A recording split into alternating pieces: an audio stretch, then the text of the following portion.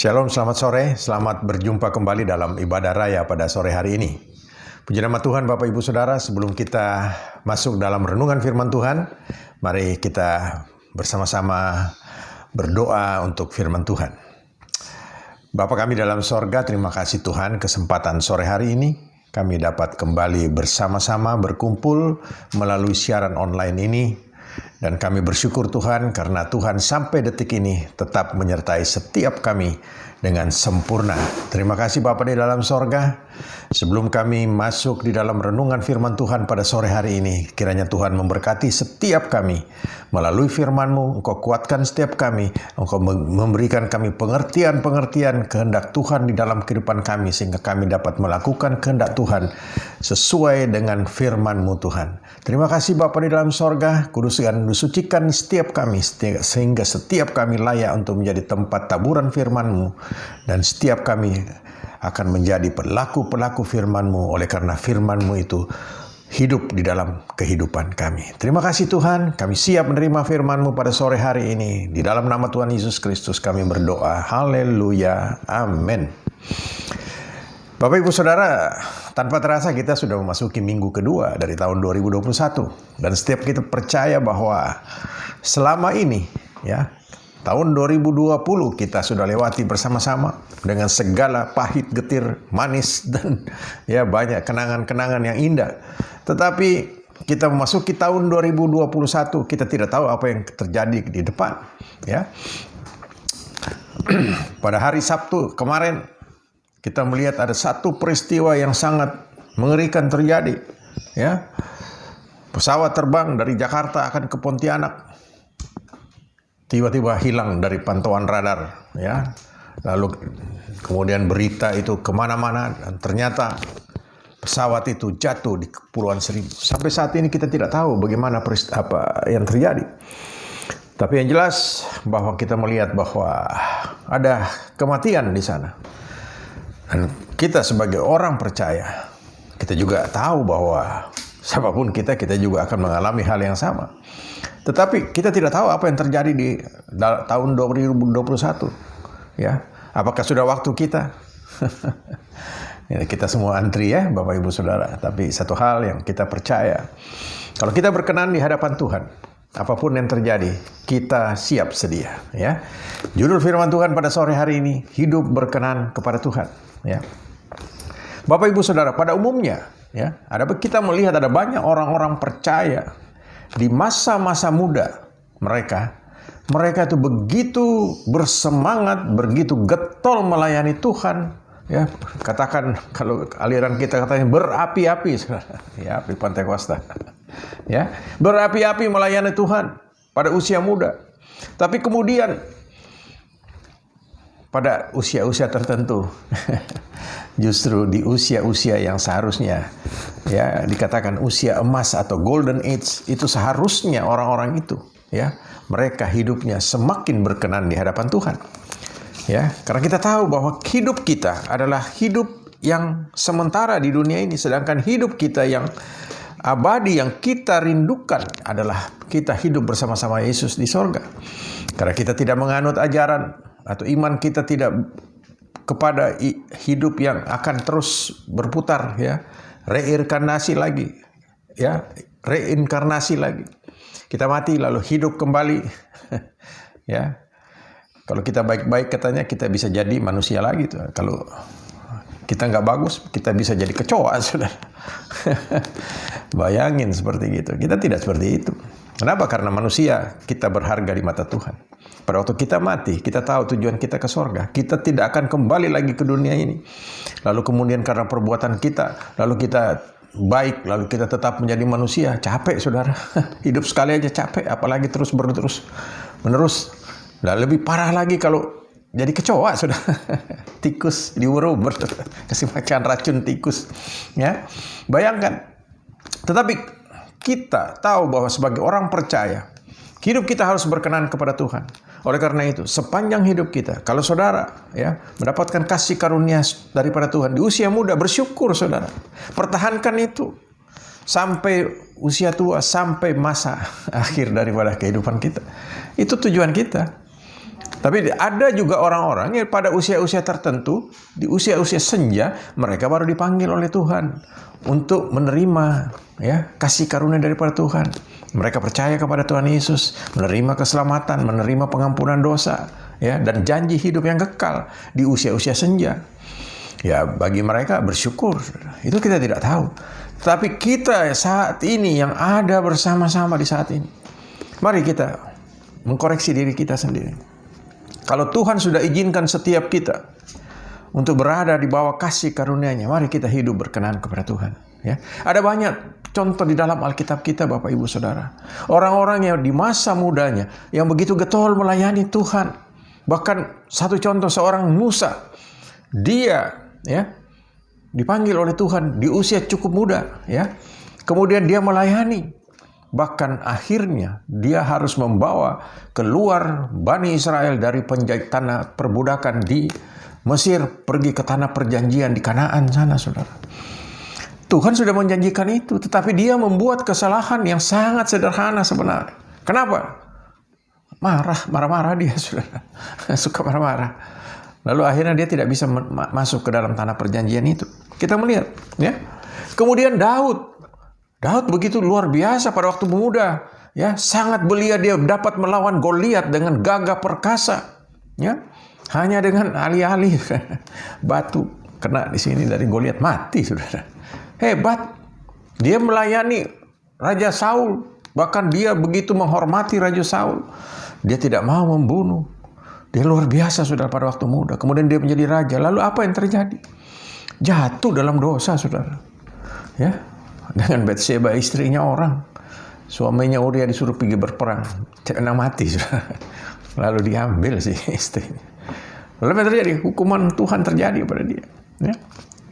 Alkitab mengatakan bahwa keluarga daripada Daud saling membunuh. Kita lihat pedang ada di dalam keluarga itu. Itu firman Tuhan.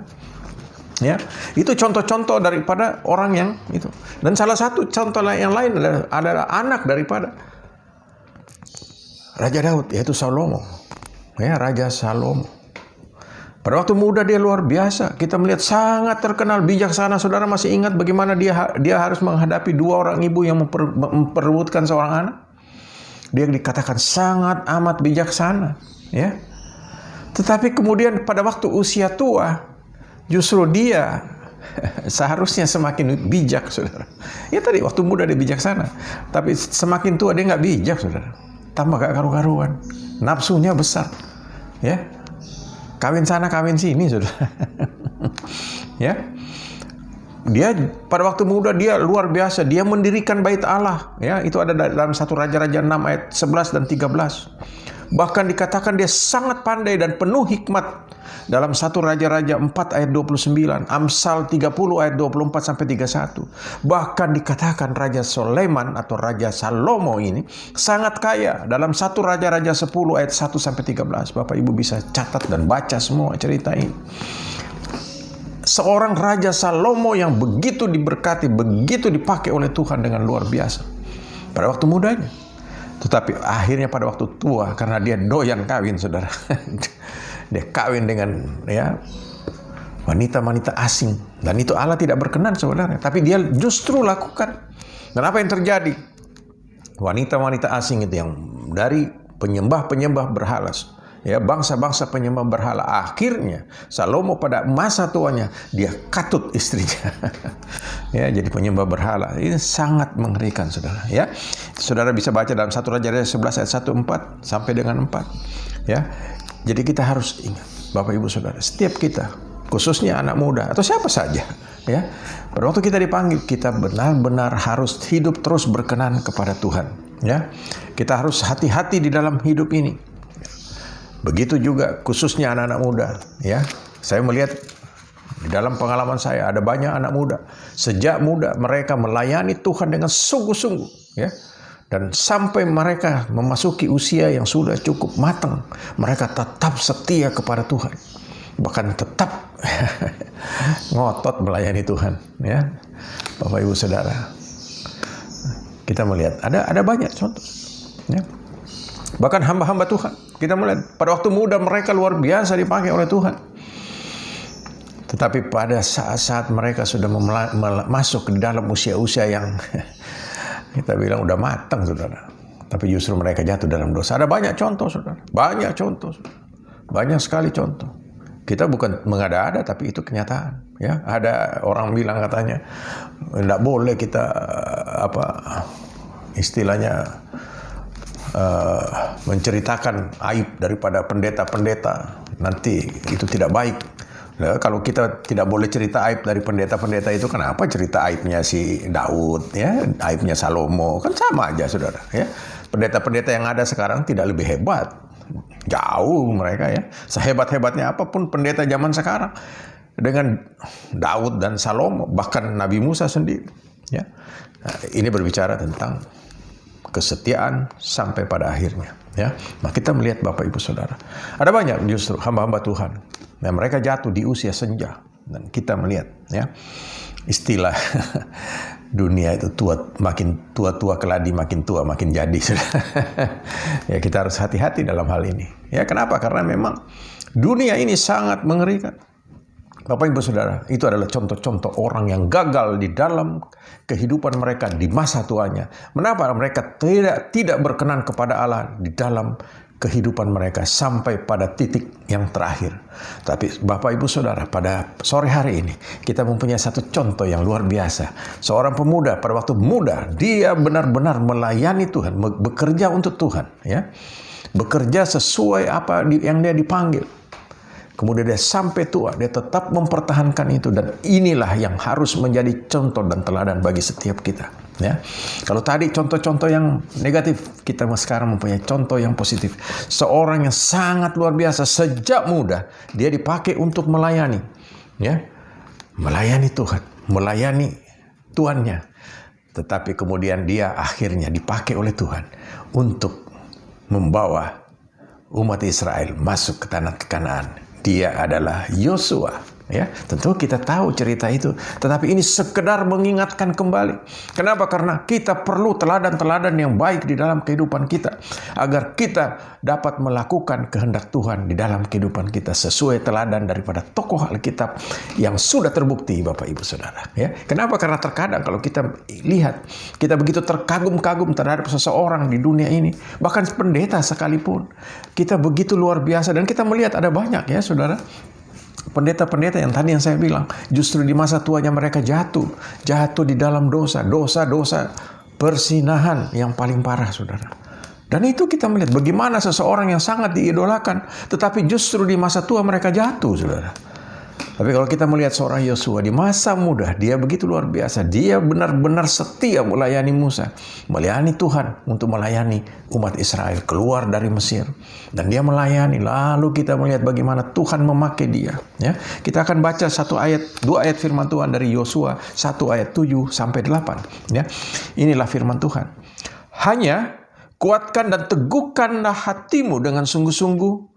Bertindaklah hati-hati sesuai dengan seluruh hukum yang telah diperintahkan kepadamu oleh hambaku Musa. Janganlah menyimpang ke kanan atau ke kiri supaya engkau beruntung kemanapun engkau pergi. Janganlah engkau lupa memperkatakan kitab Taurat ini, tetapi renungkanlah itu siang dan malam, supaya engkau bertindak hati-hati sesuai dengan segala yang tertulis di dalamnya. Sebab dengan demikian perjalananmu akan berhasil dan engkau akan beruntung.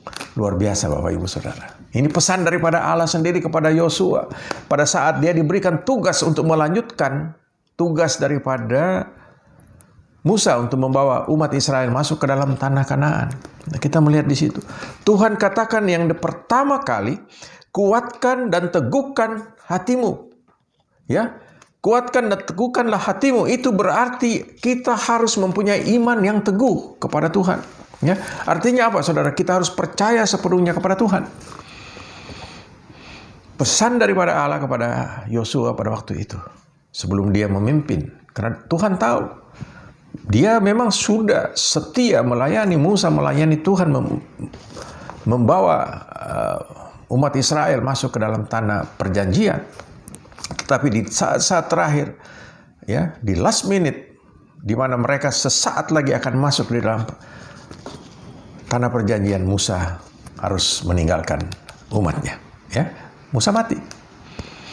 Dan kita melihat bagaimana seorang Yosua, ya, kita ingat bagaimana dia pada waktu dia diutus dan dia mengambil satu sikap yang positif sekali, ya. Kenapa? Karena dia tahu dia punya Allah yang luar biasa, ya.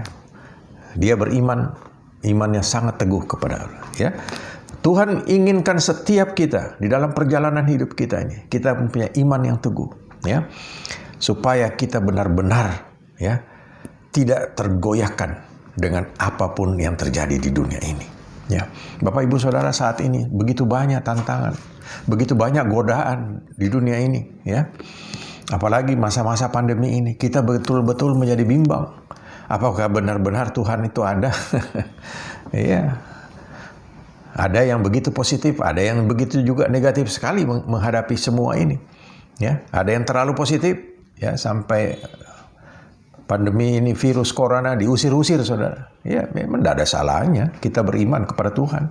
Kita usir dari diri kita, dari keluarga kita, tidak apa-apa. Tapi soal virus corona itu masih ada di dunia, itu urusan Tuhan, ya. Bahkan ada seorang yang katakan bahwa dia minta untuk pada tanggal 25 Desember virus corona itu hilang dari seluruh muka bumi. Emangnya lu Tuhan?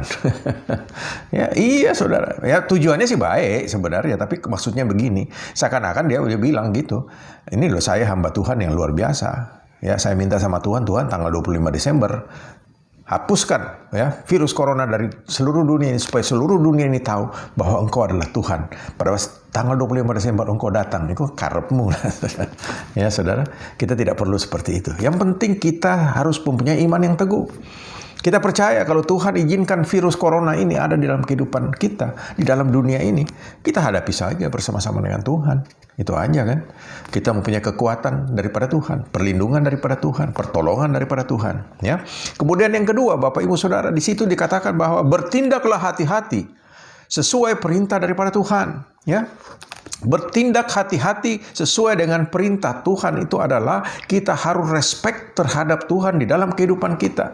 Artinya setiap kita, saudara, pada waktu kita sudah menerima Yesus sebagai Tuhan dan Juru Selamat, kita harus hidup sebagaimana Yesus hidup. Yaitu apa? Yesus hidup kudus, Bapak Ibu Saudara. Ya, hidup dia tidak sembrono. Makanya kalau kita melihat ada banyak orang-orang pada waktu muda mereka begitu sungguh-sungguh melayani Tuhan. Tapi pada usia-usia tertentu kemudian mereka hidup sembrono. Mereka tidak bertindak hati-hati sesuai dengan perintah Tuhan. Mereka tidak hidup kudus, akhirnya mereka jatuh di dalam dosa. Dan dosa yang paling gampang terjadi, tidak pandang hamba Tuhan, saudara, yaitu dosa zina.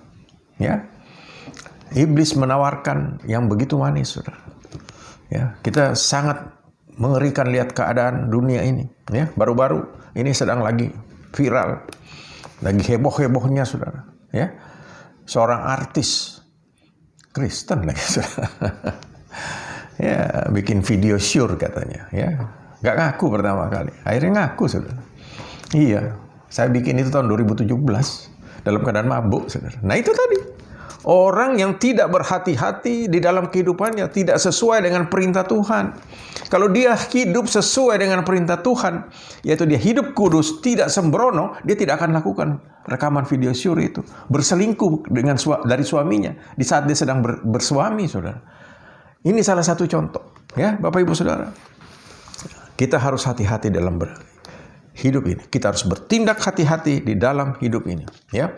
Yang berikutnya, ya, dikatakan di situ, janganlah menyimpang ke kanan atau ke kiri, ya, supaya engkau beruntung kemanapun engkau pergi. Ya, saudara, menyimpang ke kanan dan ke kiri itu artinya apa? Artinya kita bingung pada saat-saat tertentu, kita bingung, ya. Mungkin pada saat kita menderita sesuatu persoalan, menghadapi persoalan yang besar, sakit yang parah misalnya begitu.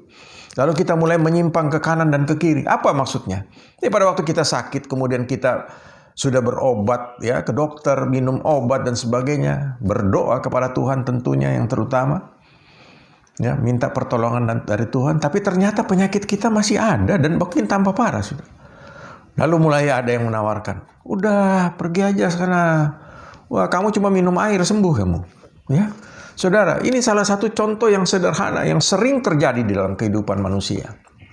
Di saat-saat kita menghadapi tantangan yang seperti itu, saudara pilih yang mana? Ya, saudara pilih yang mana? Jangan menyimpang ke kanan dan ke kiri.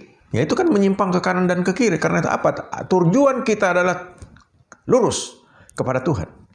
Tapi pada saat kita menghadapi masalah, lalu kita mulai menyimpang ke kanan ke kiri, ngelirik kanan, ngelirik kiri.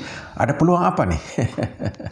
Ya, bahkan di dalam bisnis begitu, saudara. Ya, mungkin kita karena, waduh, sudah kerja setengah mati kok nggak kaya-kaya ya. Bagaimana caranya? Ya, ada yang bilangin pergi aja ke itu, mbah itu. Ya, pasti kaya kamu, saudara. Padahal si mbah itu juga tetap juga nggak kaya, saudara. Ya. Saya pernah mengalami, saudara, hal seperti itu. Ya, ada orang yang cukup dekat dengan saya, lalu dia berusaha untuk memperkaya dirinya dengan cara apa? Dengan cara pergi ke dukun. Ya, dan saudara tahu, Tuhan tidak berkenan seperti itu. Ya, bukannya dia jadi kaya, tambah parah, saudara. Ya.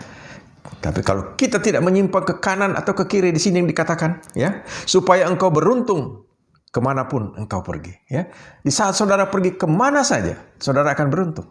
Kenapa? Karena saudara tidak pernah menyimpang ke kanan dan ke kiri. Fokus kita hanya kepada Tuhan. Itu, saudara. Ya. Kemudian yang berikutnya, di sini ayat ke-8 dikatakan, memperkatakan kitab Taurat, ya, dan renungkan itu siang dan malam. Bapak Ibu Saudara, kenapa kita harus memperkatakan kitab Taurat dan merenungkan firman Tuhan itu setiap hari, ya, setiap saat, ya, Bapak Ibu Saudara? Itu karena memang kehendak Tuhan. Kita tahu sebagai manusia kita sangat lemah di dalam menghadapi hidup ini. Tetapi kekuatan kita adalah firman Tuhan, ya. Lalu kita harus memperkatakan firman Tuhan itu di dalam kehidupan kita. Dalam arti kata apa? Kalau ada masalah, kita selalu ingat firman Tuhan katakan, Dia selalu memberikan kekuatan kepada kita. Bahkan saudara dan saya dikatakan kita ini sebagaikan raja wali yang terbang tinggi melewati badai, ya. Kita digambarkan oleh firman Tuhan, oleh Allah, bahwa kita ini harus menjadi seperti Raja Wali yang terbang tinggi di atas segala permasalahan kita. Kenapa? Karena Tuhan sudah memberikan kepada kita sayap yang kokoh. Yaitu apa? Tuhan sudah memberikan kepada kita Roh Kudus, ya, sehingga kita dapat menghadapi hidup ini dengan kekuatan sayap Roh Kudus di dalam kehidupan kita. Bapak Ibu Saudara, ini yang penting, saudara. Kita harus memperkatakan Taurat Tuhan dan renungkan itu siang dan malam. Artinya apa? Kita selalu mempraktekkan itu di dalam kehidupan kita sehingga kita senantiasa, ya, berkenan di hadapan Tuhan. Dan Bapak Ibu Saudara, kita melihat akhirnya Yosua benar-benar diberkati oleh Tuhan sampai masa tuanya. Yosua tetap berpegang teguh kepada Tuhan, ya. Kita melihat di dalam Yosua 23 ayat 1 sampai 16, Yosua 24 ayat 1 sampai 13, di situ bagaimana kehidupan Yosua sampai masa tuanya, ya. Dan saudara, dapat saya simpulkan pada sore hari ini, Yosua dapat tetap sukses, dapat tetap hidup benar di hadapan Tuhan karena di dalam Yosua 24 ayatnya yang ke-14 ini adalah kunci daripada Yosua sehingga dia dapat sukses bertahan sampai kepada masa tuanya, ya. Kita baca dalam Yosua 24 ayat 14 dikatakan, oleh sebab itu takutlah akan Tuhan dan beribadahlah kepadanya dengan tulus, ikhlas dan setia. Jauhkanlah Allah yang kepadanya nenek moyangmu telah beribadah di seberang sungai Efrat, atau Allah orang Amori yang negerinya kamu diami ini, tetapi aku dan seisi rumahku kami akan beribadah kepada Tuhan. Bapak Ibu Saudara, kita melihat di situ Yosua mempunyai prinsip daripada dalam kehidupannya, yaitu dia tetap beribadah kepada Tuhan, ya, dia dan seisi rumahnya. Karena itu sangat penting, Bapak Ibu Saudara, keluarga-keluarga yang sangat diberkati oleh Tuhan adalah keluarga-keluarga yang tetap setia beribadah kepada Tuhan, ya. Dia takut akan Tuhan dan dia setia kepada Tuhan di dalam kehidupan hidupnya, ya. Di dalam ayat 14a tadi, kemudian di dalam 14b dikatakan, jauhilah Allah yang disembah nenek moyangmu orang Israel, tapi beribadahlah kepada Tuhan saja, ya. Bapak Ibu Saudara, tidak ada pilihan lain. Kita tidak boleh menduakan Tuhan. Kita harus tetap setia kepada Tuhan kita, Yesus Kristus yang sudah datang ke dunia ini, bahkan mati bagi saudara dan saya, ya. Dan kita melihat Bapak Ibu Saudara, Yosua, ya. Yang pertama, dia takut akan Tuhan dan dia tetap beribadah kepada Tuhan, ya. Kemudian di dalam ayat yang ke-15 dikatakan, Bapak Ibu Saudara, tetapi jika kamu anggap tidak baik untuk beribadah kepada Tuhan, pilihlah pada hari ini kepada siapa kamu akan beribadah. Allah yang kepada nenek moyang beribadah di seberang surga Efra, atau Allah orang Amori yang di negerinya kamu diami ini. Tapi aku dan seisi rumahku, kami akan beribadah kepada Tuhan. Ya, iman daripada Yosua teguh, saudara. Dia teguh memegang imannya. Dia katakan, kalian boleh beribadah kepada ilah-ilah lain, ya, ilahnya bangsa-bangsa lain, ya. Tapi aku dan seluruh keluargaku, aku tetap beribadah kepada Allah yang hidup, yaitu Yesus Kristus. Bapak Ibu Saudara, iman Yosua sangat teguh. Sampai pada akhir hidupnya, dia sangat berkenan di hadapan Tuhan. Oleh karena itu Bapak Ibu Saudara, kita pada sore hari ini, kita mendapatkan contoh yang luar biasa daripada seorang Yosua. Dan Yosua sampai tuanya, dia tetap setia. Dia tetap, ya, di dalam kasih karunia daripada Tuhan, dan dia menikmati itu. Dan saya percaya, ya, pada saat Yosua dipanggil oleh Tuhan, dia bersyukur, dia bergembira. Kenapa? Dia mendapatkan mahkota kemuliaan, mahkota kehidupan, ya, di sorga yang sudah disediakan oleh Tuhan. Puji nama Tuhan, Bapak Ibu Saudara. Mari kita belajar daripada Yosua. Mari kita jadi seperti Yosua di dalam kehidupan ini. Kenapa? Karena dengan kita meneladani Yosua di dalam kehidupannya, ya, yang takut akan Tuhan dan terus beribadah kepada Tuhan, dan iman daripada Yosua teguh, dia akhirnya berhasil sampai tua, dia sukses, ya. Bapak Ibu Saudara, kita benar-benar diberkati oleh Tuhan. Kenapa? Hidup kita berkenan kepada Allah, ya. Puji nama Tuhan. Kiranya renungan firman Tuhan pada sore hari ini dapat menguatkan kita kembali, ya. Di tahun 2021 kita semakin setia kepada Tuhan, semakin taat beribadah kepada Tuhan. Walaupun kita belum bisa beribadah tatap muka, tetapi kita mempunyai ibadah online yang selalu disiarkan, ya. Bapak Ibu Saudara, ada program My Way, ada renungan firman Tuhan setiap pagi, dan ada ibadah persekutuan doa setiap hari Rabu. Mari saudara, kita ikuti semua ini dan kita akan diberkati oleh firman Tuhan, ya. Dan ada ibadah juga hari Minggu melalui online ini. Ini satu kesempatan yang luar biasa, ya. Justru di saat seperti gini, saudara, mari kita pergunakan waktu-waktu yang ada untuk terus setia kepada Tuhan dan berkenan kepada Tuhan. Tuhan Yesus memberkati. Kita akan berdoa untuk mengakhiri ibadah pada sore hari ini.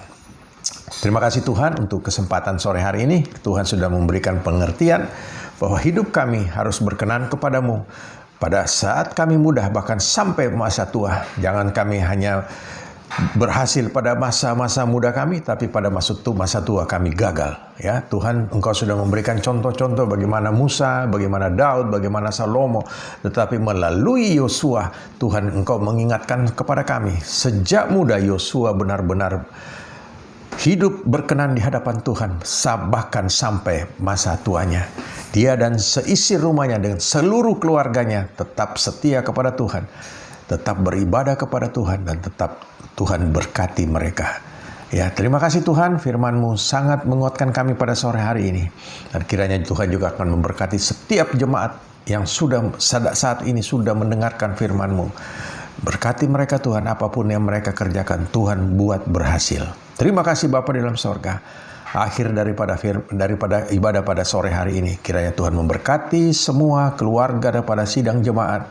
Apapun yang mereka lakukan, Tuhan selalu memberkati dengan limpah, membuat berhasil Tuhan. Terima kasih Tuhan. Dalam nama Tuhan Yesus Kristus, kami sudah berdoa dan mengucap syukur. Haleluya. Amin. Tuhan Yesus memberkati. Amin.